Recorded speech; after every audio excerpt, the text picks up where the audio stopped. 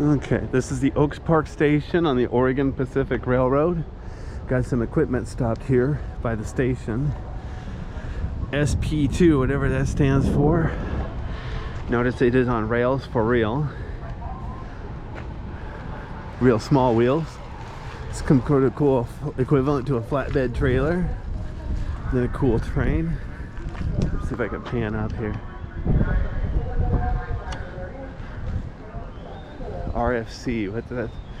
Hydraulic piston rods. Okay, good to know. Oh wow, some sort of claw device. And then SP1. Do not climb onto the machine when it's raised up. Darn. And it sounds like so much fun too. Oh, this must be for lifting up the rails so they can move, what's it called? Cross ties in and out. Interesting.